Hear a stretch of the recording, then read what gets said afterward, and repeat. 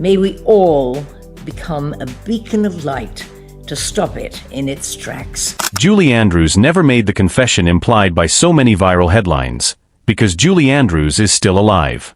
But across decades of memoirs, interviews, and public tributes, she did leave behind something more reliable than gossip, a clear record of whom she cherished most, whom she trusted most, and whom she returned to when fame, disappointment, and grief stripped everything else away. That truth is not hidden in rumor. It is scattered through her own books, through the memories of colleagues, and through the quiet consistency of a woman who almost never dramatized her private life unless she meant every word. To understand why that answer matters, it helps to begin far from the polished image the world came to adore. Long before Mary Poppins floated down from the London sky, Julie Andrews was a child performer in wartime Britain, pushed early into public life by an exceptional voice and a difficult home. In Home, a memoir of my early years, written with Emma Walton Hamilton, Andrews described a childhood shaped by instability, ambition, and emotional complexity.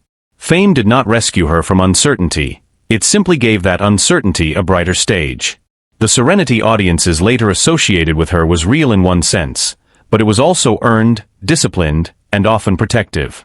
That distinction matters because the public has always wanted Julie Andrews to exist as one of her own characters, morally luminous, musically effortless, almost untouched by messier human contradictions. Yet the record left by Andrews herself tells a more layered story. In Homework, a memoir of my Hollywood years, written with her daughter and published in 2019, she revisited the dazzling rise that followed Mary Poppins and The Sound of Music, but she did not write like someone taking inventory of awards. She wrote like someone measuring life by loyalty, steadiness, humor, and emotional refuge. Again and again, one relationship carried that weight more than any other. Before that great love fully entered the picture, there was Tony Walton, the gifted designer who knew Julie before global fame remade the scale of her life. They met as young students in London, both serious about the theater, both still imagining the futures they hoped might be possible. Walton would become a major costume and production designer. Andrews would become an international star. They married in 1959 and welcomed their daughter Emma in 1962. For a time, theirs looked like the ideal artistic marriage, built on shared training, mutual respect, and the exhilaration of early success. But early love is not always lasting love, and Andrews never seemed interested in rewriting that truth into bitterness. As her Broadway triumphs gave way to film stardom, the pressures on their marriage deepened. The problem was not scandalous betrayal so much as the relentless centrifugal force of two demanding careers. Even after their divorce in 1967, the tone Andrews used when speaking about Walton remained notably gracious. That grace is revealing. She understood the importance of first loyalties, of people who stood close before the world arrived. Yet for all the affection and history she preserved there, Tony Walton was not the person she ultimately described with deepest emotional finality. Another decisive figure was Walt Disney, though in a very different register. After Andrews had created Eliza Doolittle on Broadway, many assumed she would lead the film version of My Fair Lady. Instead, Warner Brothers cast Audrey Hepburn. The disappointment was profound, even if Andrews handled it with characteristic dignity. Then came Disney, who had seen in her precisely what his studio needed for Mary Poppins. Biographers and historians have long treated that casting as one of the pivotal reversals in Hollywood history. Andrews herself never forgot that Disney took her seriously when others hesitated. His belief changed her career. It did not, however, become the deepest attachment of her life. Then there was Christopher Plummer, her unforgettable co-star in The Sound of Music. Their chemistry became part of cinema folklore, and for years audiences projected romance onto the relationship. Plummer himself, in interviews and in his memoir In Spite of Myself, could be wickedly funny about the film's sweetness, yet he consistently respected Andrews's discipline and generosity. Andrews, for her part, spoke of him with affection sharpened by realism. What endured between them was not a hidden love affair but a durable, witty, deeply affectionate friendship. When Plummer died in 2021, Andrews called him a consummate actor and a dear friend. The wording was measured, elegant, and unmistakably sincere. One of the most sustaining friendships in her later life came from Burnett, another performer whose warmth never needed exaggeration. Their collaborations delighted television audiences, but the more important story unfolded off-camera. Burnett brought levity without superficiality, and Andrews treasured that. In interviews over the years, Each woman spoke of the other with the ease of people who had moved past performance into trust. This mattered especially after Andrews suffered the catastrophic loss that changed the final act of her career, the damage to her singing voice following throat surgery in 1997. For the public, it felt unthinkable. For Andrews, it was devastation at the level of identity. Many celebrities survive professional setbacks. Very few survive the apparent destruction of the very gift on which their inner life was built. Andrews did, but not through denial. She adapted through work, through writing, through directing, through children's literature, and through the support of people who loved the woman more than the instrument. That is why any serious attempt to answer this question must move beyond surface nostalgia. The central relationship in Julie Andrews' adult life was defined not by premieres or fairy tale imagery, but by endurance under pressure. The name at the center of that endurance was Blake Edwards.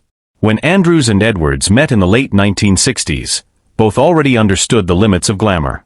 He was the sophisticated, volatile director behind films such as Breakfast at Tiffany's and later Victor/Victoria. She was the luminous star the public associated with grace and musical precision.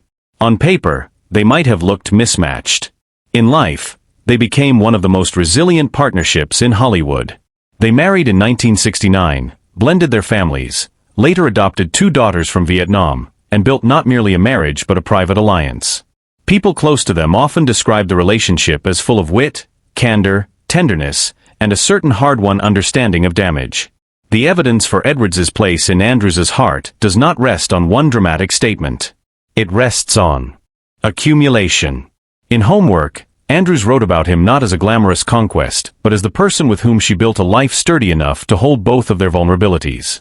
She acknowledged his complexity, including struggles with depression and insecurity, without diluting her love. That honesty makes her devotion more credible, not less. This was not the language of myth-making. It was the language of a woman who had lived long enough to know that real love is not proven by perfection. It is proven by return, by patience, by choosing each other repeatedly after illusion has burned away. Their creative bond reinforced that private devotion.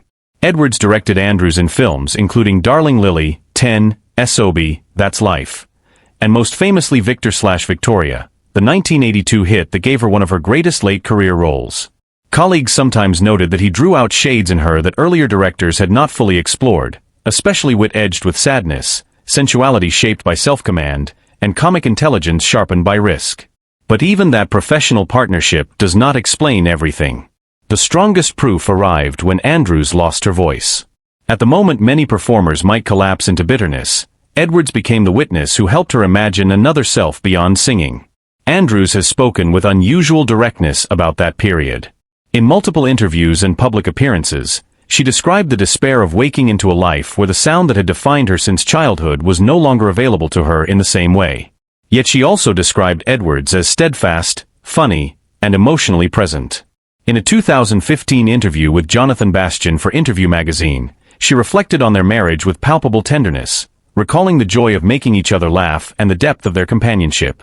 Elsewhere, she referred to him as her greatest supporter and closest friend.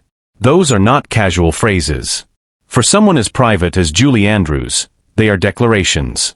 There is another reason sensational retellings miss the mark. Andrews was never careless with language, especially when discussing private devotion. In conversation, she often leaned toward understatement, which makes the repeated tenderness even more meaningful. In television interviews, on stage attributes, and in her published memoirs, she returned not to grand declarations but to small revealing details. Blake's humor, Blake's intelligence, Blake's ability to steady a room, Blake's refusal to reduce her to an icon. That pattern matters more than any single quote torn from context. Royal correspondent Michael Thornton once observed in the Daily Mail that Andrews remained unusually loyal to the people she loved, but Andrews's own pages say more than any observer can. She wrote about shared jokes, household chaos, mutual protection, and the fierce intimacy that grows when two people survive long seasons of misunderstanding and still choose tenderness over distance. Even her silences, carefully kept, seem to place him nearest her center. What makes this conclusion even stronger is the consistency of her language after Edwards died in 2010. Public grief often becomes ceremonial, polished for cameras and easy quotation. Andrews's grief did not feel performative. When she spoke about him, Whether in interviews surrounding homework or in earlier remembrances, there was a grounded sorrow to it, the sorrow of a person whose daily witness has vanished. She did not merely praise his talent. She described the life they shared, the laughter they guarded, the trials they endured, and the sense of being deeply known. That last quality may be the rarest form of love in any life, famous or ordinary.